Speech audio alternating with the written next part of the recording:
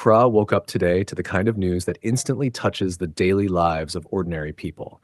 News that speaks directly to the frustrations, the delays, the long queues, and the silent prayers many commuters whisper each morning as they prepare to navigate the chaos of the city's busiest roads.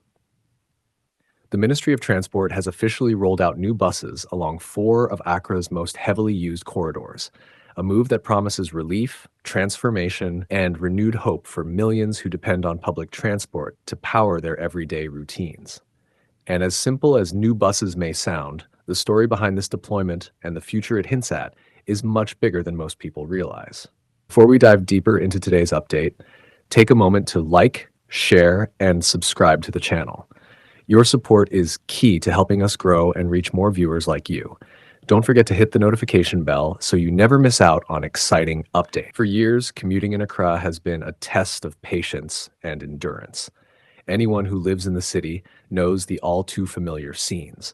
Overcrowded trotros inching through bottlenecked roads like long serpentine queues stretching across terminals, and shoulders slumped in frustration as buses take too long to arrive or fill up too fast.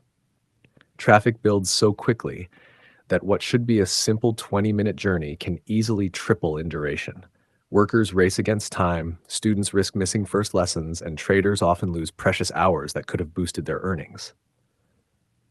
Transport in Accra has never been just about movement. It has been a daily negotiation between the people and a system that has struggled to meet their needs. And that is why this announcement strikes a chord. The Ministry of Transport has not only deployed new buses, but has also targeted the four corridors where pressure has been most intense: Accra Central to Medina, Kasoa, Adenta, and Tema. These aren't random choices. These are arteries of the capital, routes that carry thousands upon thousands of passengers each day, connecting residential communities with business districts, marketplaces, schools, ministries, and the lifeblood of the city's economy. When something moves here, the whole city moves. When something breaks here, the entire city feels it. What makes this moment significant is that the buses are being positioned specifically for rush hours, the dreaded early morning scramble, and the weary evening return home. This is when people feel the strain the most, when tension rises, when queues snake longer than the morning shadow, and when the reality of Accra's transport deficit becomes unavoidable. By inserting modern buses during these peak periods, the ministry hopes to break the cycle, to reduce waiting times, provide more reliable schedules, and give passengers an option that does not depend on the unpredictability of private transport operators. Anyone who has been stranded at a station watching fares fluctuate with demand knows exactly how big this could be. The promise of more affordable fares is another piece that instantly captures attention. In recent years, rising operational costs have pushed many commercial operators to hike prices repeatedly, leaving commuters struggling to adjust their budgets.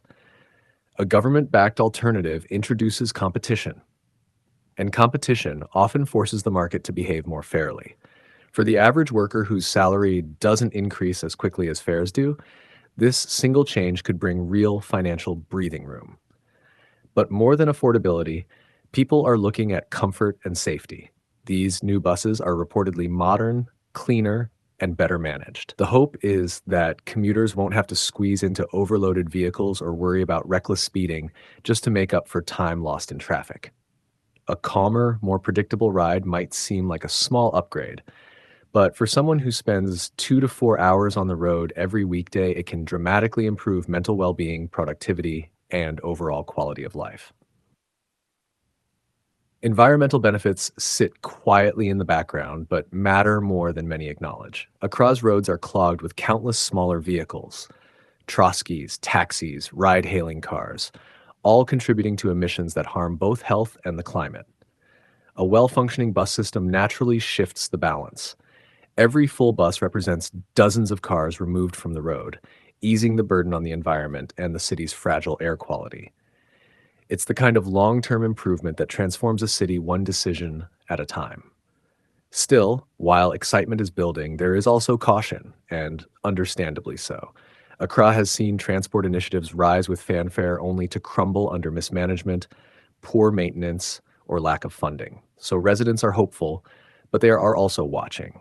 They want assurance that these buses won't break down after a few months, won't disappear mysteriously, and won't fall into the same traps that have swallowed previous projects. People want consistency, not temporary solutions. The ministry has responded with promises of routine maintenance, strict management, and oversight partnerships with private operators to keep operations steady and transparent. Transport experts looking at this initiative are focusing on one critical truth. A project like this only succeeds when it integrates smoothly into the existing system. Trotros and ride-hailing services are deeply embedded in Accra's mobility culture. They aren't disappearing anytime soon, so the new buses must complement, not compete destructively. Coordinating schedules, aligning routes, ensuring smooth interchanges, and maintaining harmony between operators will determine whether commuters see this as a real alternative or simply another government announcement that looks good on paper. The early signs, however, show an intention to build cooperation and not rivalry.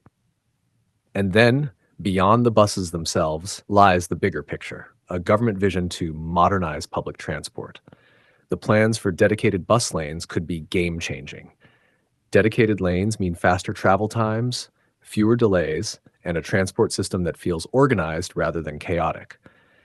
Digital payment systems would remove the inconvenience of cash-only transactions, making commuting easier for the tech-savvy younger generation and reducing opportunities for revenue leakages. All these ideas are part of a broader future where Accra moves closer to the standards seen in international cities, not overnight, but step by step.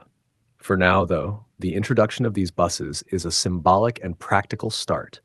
It is a reminder that Accra is evolving, that its challenges are not ignored, and that solutions, especially the ones that affect millions day to day, are possible with commitment, planning, and accountability. Imagine the ripple effect: a worker who arrives early instead of late, a student who reaches class calm instead of exhausted, a trader who can make 2 extra sales because she didn't spend half her morning stuck in traffic, a nurse who doesn't have to queue endlessly after a night shift, or a parent who gets home earlier to spend more time with their children. When transport improves, life improves. And that improvement echoes through families, businesses, communities, and the economy at large. As the first of these buses begin to roll through Accra's crowded streets, commuters are watching closely, some with excitement, some with skepticism, but nearly all with a renewed sense of possibility. Because good transport is not just about movement, it is about dignity, opportunity, and the simple hope that tomorrow's journey will be smoother than today's. And at this moment, Accra stands on the edge of that possibility, ready for a transport experience that finally matches the energy, ambition, and resilience of its people.